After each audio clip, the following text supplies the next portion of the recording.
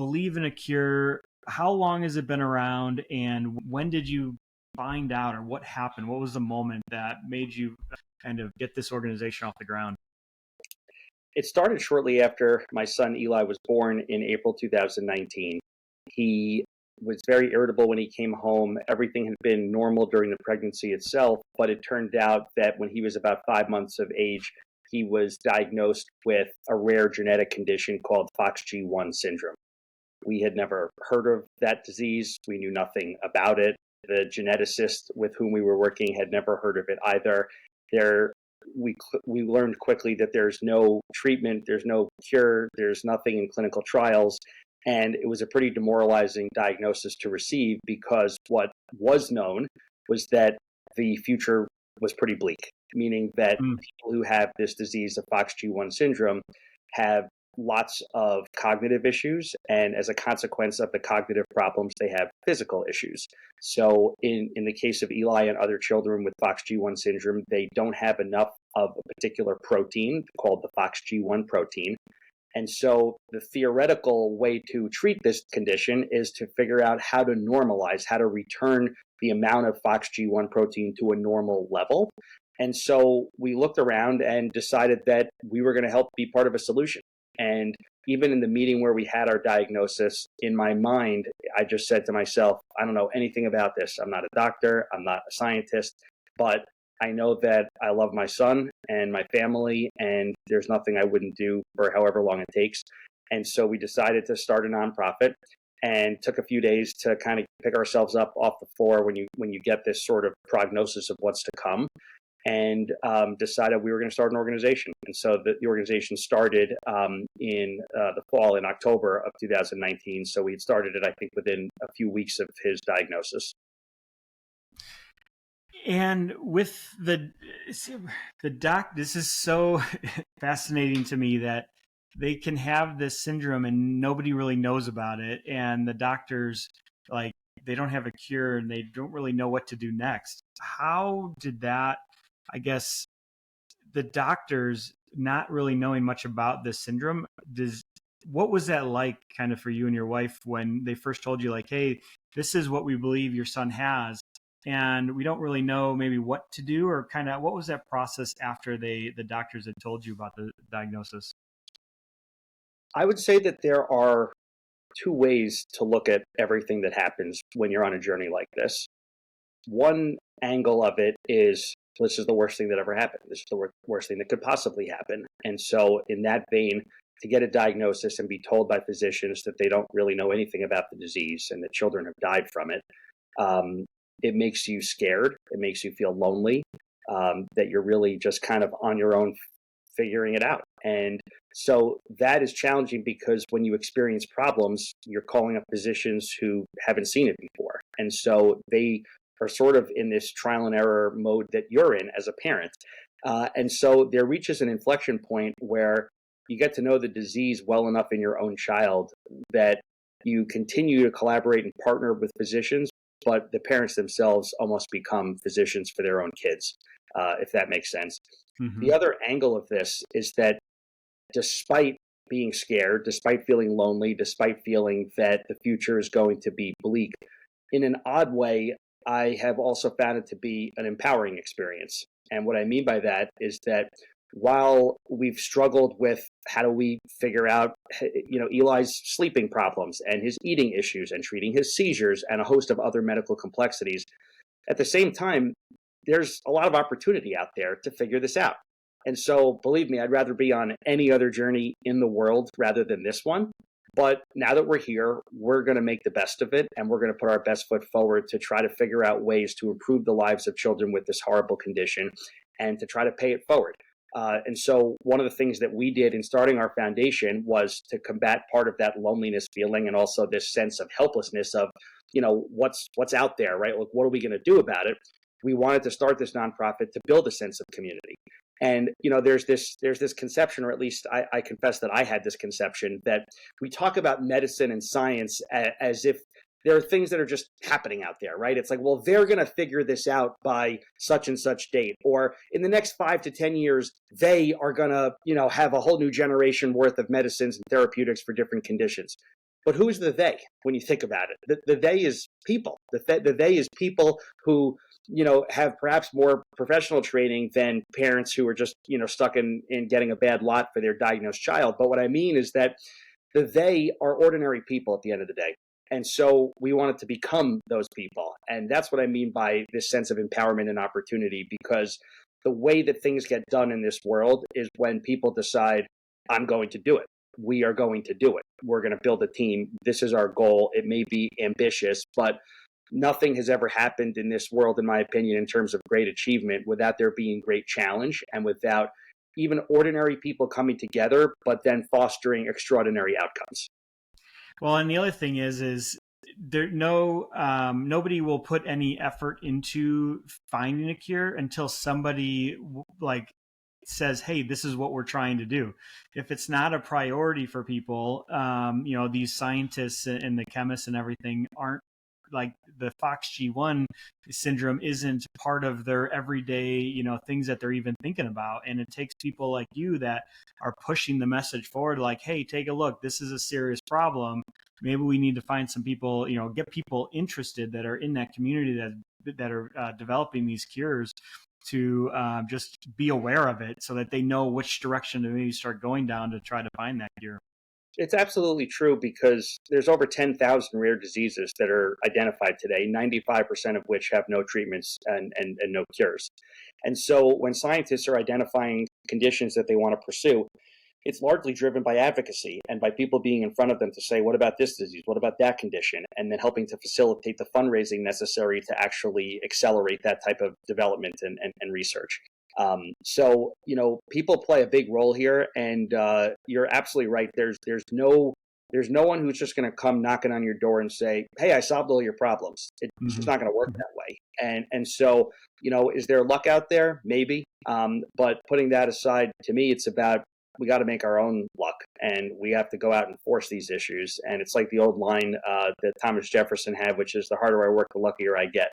And so, to me, that's why this is debilitating and scary and tragic, and it's also empowering and an opportunity for us to demonstrate the capacity of humanity. Yeah, it's amazing. What has been some of the highlights of since starting the nonprofit that you've kind of accomplished with the community? What was some of the biggest surprises that after founding the organization that have kind of come about? There have been a lot of surprises, good and bad. The drug development itself is not linear, meaning that not everything we hope to happen is going to happen or does happen. And sometimes the unexpectedly good things happen where you're like, gee, we didn't expect to see something here, but this experiment yielded something important. So on the scientific side, I would say literally every day is a roller coaster. The biggest surprises, both pleasant and unpleasant, are on the social side, frankly, because when you get a diagnosis like this, when you have a huge pivot in your life trajectory, you see who your community is. And in the best ways possible, we've been so fortunate and blessed to have a countless number of people, not just in our immediate midst among family and friends, but we've built a global community here. And so I think one of the things that I'm not completely surprised, because I think that the power of people is that we can connect with one another and identify the things that bring us together, that unite us, and that there's so much more to that than there are in terms of the things that divide us. But on the other hand, we built something that created a sense of community rather quickly around an organization and disease that people had no one had ever heard of. And so, to a degree, I think a lot of that's just based on the personal appeal of, hey, we've got this difficult challenge that we're going through. We need help. That's an incredibly humbling aspect of this, which is that there's a tendency that I felt at the beginning of, I don't want to ask for help, right? This is my responsibility, and this is something that we want to take care of on our own. And then you quickly realize this is utterly overwhelming, just from a care perspective, let alone a nonprofit perspective. Mm-hmm. And so, there's that old expression that if you want to go somewhere fast, you go alone. If you want to go somewhere far, you go together. And our goal is to do, fast and far. And so the only way to do that is to attract people to the cause. And so we were fortunate from early on the scientific side to build an illustrious scientific advisory board We have an advisory council consisting of former U.S. senators and congressmen and business leaders, philanthropists. And then there's the ordinary person who wants to do something small, whether it's a donation through Facebook or wants to drop off ice cream at your door because they think you're probably having a tough day. There are endless ways for people to lift other people up. And the reality, in my experience, is that there's not necessarily a right or wrong answer for how people can step up. It's really what feels right. And it's a very personal thing. What lifts me up may not lift up my neighbor and vice versa. But it's really about finding that sense of common grace and just authenticity with one another. Because I think that at the end of the day, what people strive for in this world is human connection and understanding and empathy. And so for me, this has broadened my perspective on just about everything else that I see in life outside of our nonprofit work, outside of the diagnosis my son has. It's that people can come together in different ways. And you wouldn't know it by looking at our politics per se. You wouldn't know it necessarily by opening a newspaper or reading the headlines in the news. But there are still lots and lots of people who are happy to be anonymous, but who are doing small acts of kindness and good deeds and living up to the obligations of our citizenship. And so for me, from a macro and global perspective, what this journey has been about has been not only the idea that we can build community and that we ought to, but that there are people out there who are waiting to tap into this reservoir of opportunity and potential and promise. And that's why I think it's so exciting to be in a space right now that's in a new frontier. There are innovations that are coming about every day, every week, every month at this moment. And the pace of progress is so overwhelmingly exciting that it's only a matter of time before lots of things are going to be better. And we're trying to be one part of that big wave of progress. And we're working toward it every day. When you started your nonprofit, if somebody that's thinking about starting a nonprofit today, that doesn't know really when to start or how to start, but what type of advice would you give to them today when they're just thinking about starting out, and what would you do to kind of get over that hump of some of the early hurdles that you had to go through? Three things come to mind, and I'll talk about each one of them. The first is build your team. The team is everything. And it's the group of people, however small, however large, who are going to bring you from where you are today to where you want to be. Which leads me to my second point. You need to have a clear destination. What's the aim? What's the mission? What's the objective? And then how do you orient your efforts and resources in ways that pursue that? And third, I would say be a bridge builder. And what I mean by that is not only identifying goals and aspirations of where you want to be, but then actively figuring out how you can bring people together and coalesce around shared objectives and leverage relationships, leverage, just the way people think about pursuing their goals. One does not have to reinvent the wheel to have a good organization or to pursue an important aim. In fact, I would argue that the aim, of course, it matters. Of course, it's relevant in every individual circumstance, but it's sort of subservient to the execution of how do you pursue that aim. So to some, I would say, make sure you have great people around you, and I would have people who complement your skill set. So if you're an excellent person at fundraising, for example, listen, everyone could always use another fundraiser, right? But have somebody who's good at building your website, or somebody who's good at applying for grants, or somebody who is an expert in the subject matter that forms the basis of the nonprofit in the first place. The next thing is, again, having clear goals, and it's okay if that's fluid. It's okay if the goals change over time, but you have to anchor around something. And so make sure that when you're focusing your work, that it's toward a specific aim. And when you're looking through all of your projects and collaborations and partnerships, always step back and ask, is this furthering my principal aim? And if yes, great, continue to evaluate and move forward as you see fit. If not, it might be a moment to either decide, gee, this is not something that's really in the parameters of what we want to do, or, hey, maybe we need to revisit what those parameters are. And again, the third part is make sure that you're drawing connections with other people, because there are synergies, there are ways that we can amplify our efforts without having to go it alone. The definite aim is one thing that I've found that a lot of nonprofits just lack. They think that they want to start, and they start, just off of on a weekend. They form a nonprofit, and they might have one or two or maybe three donors and another volunteer, but they don't really know where they're going. So it usually starts to fizzle out after 2 years, is what we usually see. But that's just because they don't have a vision of how big they want it to go, or really what the impact is. So it's very valuable to kind of show that out. Well, at the end of Um, the day, Tom, I think people are mission oriented, and we have to stay true to a mission in order to achieve big things.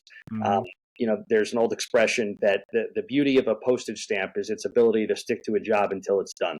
Right. And I so I love it. think, and I, this is something that I, grapple with sometimes also, because I happen to be interested in a lot of different things and I have a lot of different pursuits.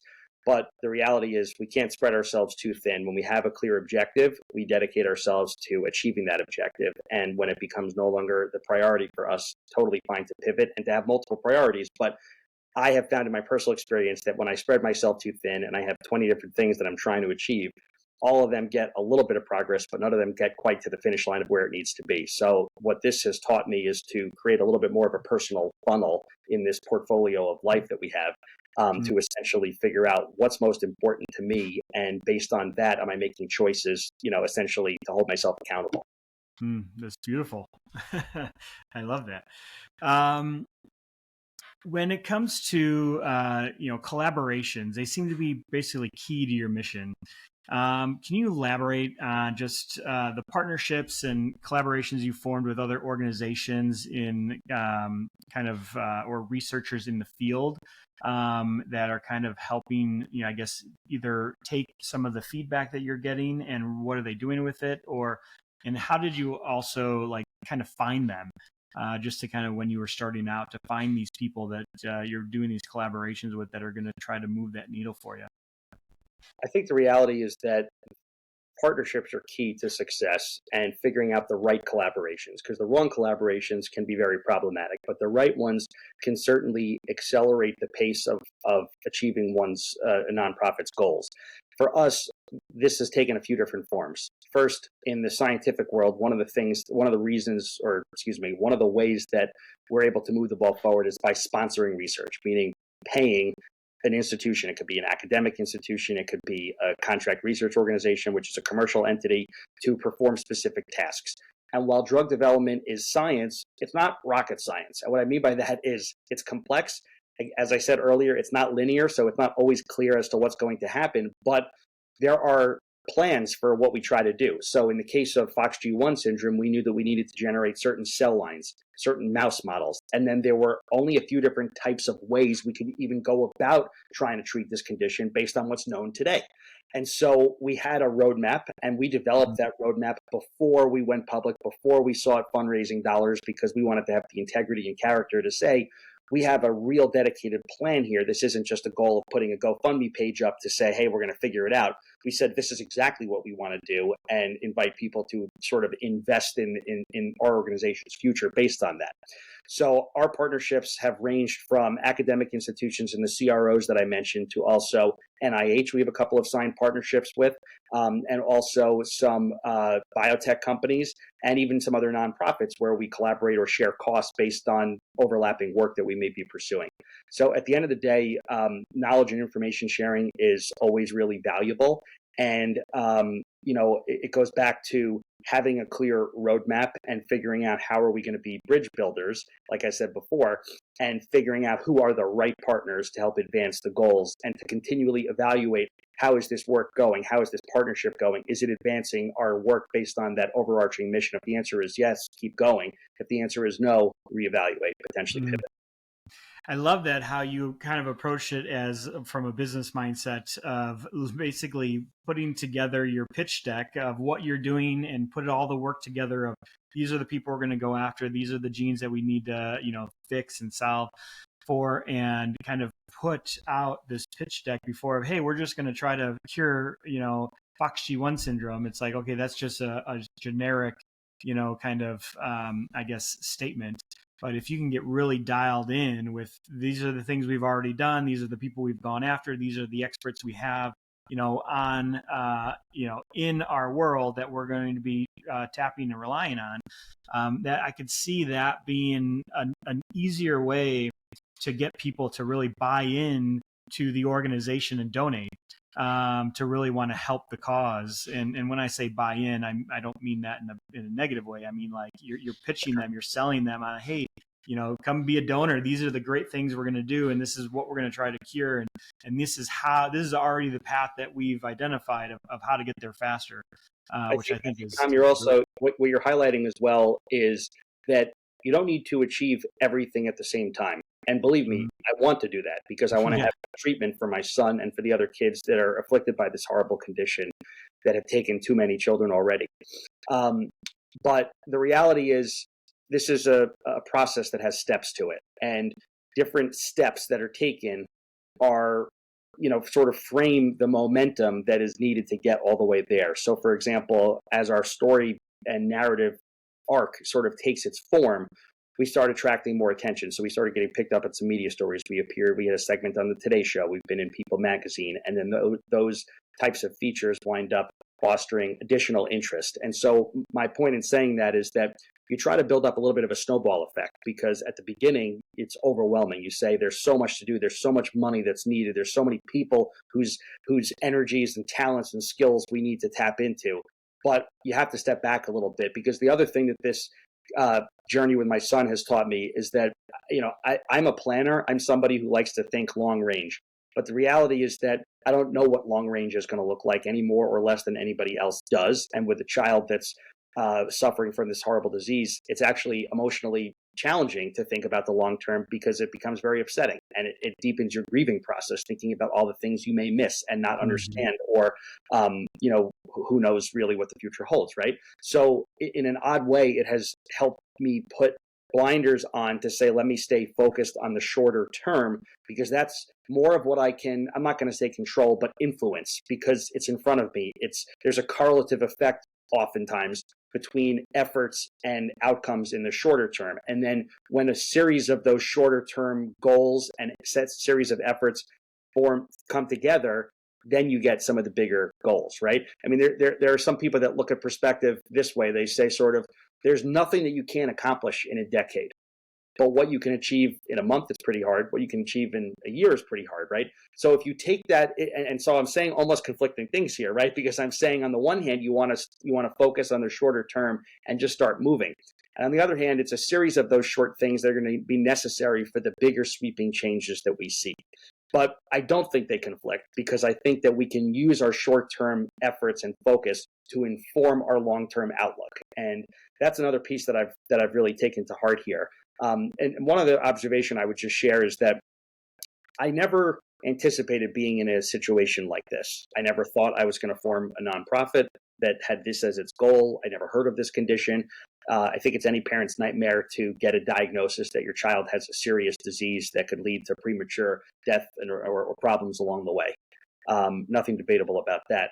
But what I have come to realize is that so many aspects of life experience that I went through, for good and for bad, helped shape the person I am and the way I look at the opportunity here. So in my background, for example, I'm a trained lawyer.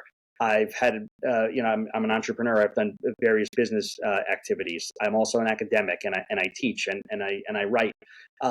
Not any of those individual experiences made me able to do this, but the combination of them opened my eyes to what's possible here, because I try to bring a business mindset to the nonprofit world.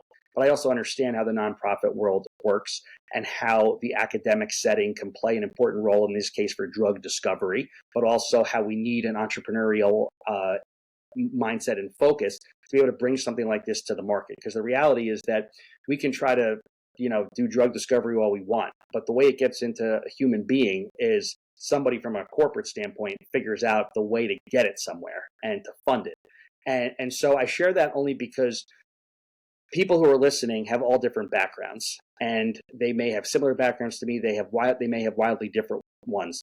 I genuinely believe that one's background is actually not important as to the specifics when it comes to having a life and death type of situation on your hands. What really matters is, how do you leverage the experiences that you have? And we've all undertaken big things before. We've all dealt with stress. We've all had challenge. We've also, hopefully, many people have had ups in their lives too. And so my point is that we have to think about taking the lessons that we learned from our past and using them to inform us, as individuals going forward. Because if we're not growing, if we're not progressing, if we're not building upon everything that we've learned, then we're failing in some sense. And so I try to look at things as, even when something doesn't go exactly as we hope it to go, I try to think of it as a learning experience, or at least something that may have an unintended effect that perhaps could be positive. Even a bad experiment, an experiment that produces bad data, may invite us to ask certain questions that pivot one approach that we have. And so for me, I'm always rooting for good data, of course, but at the end of the day, I'm rooting for information, because the more information we have, the more we can be informed about making critical decisions and then orient ourselves based on that. Yeah, it's amazing, Scott, and it sounds like this is where you're supposed to be. It seems like you know exactly what you're doing here, and you're making a huge impact. And it's just very inspiring to just kind of hear your story and hear you say everything you just said here. It's been amazing. How can people find you, and where is the best place to make donations? We would love for people to visit our website, which is webelieveinaCure.org. So again, that's webelieveinaCure.org.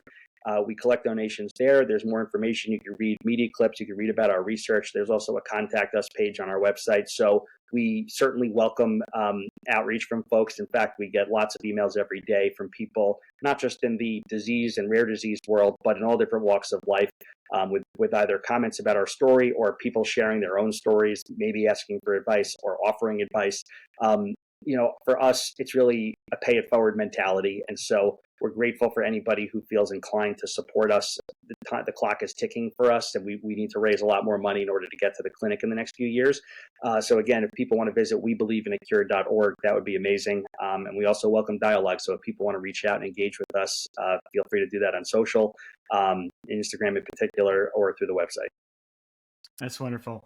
Scott, thanks so much for the time today. This has been great. Love to kind of keep involved in the journey. So we'll make sure to follow you, donate, and we'll make sure to kind of stay in your world as long as possible, and kind of see the end goal of finding a cure. So that'll be fun. It sounds great. Really appreciate it.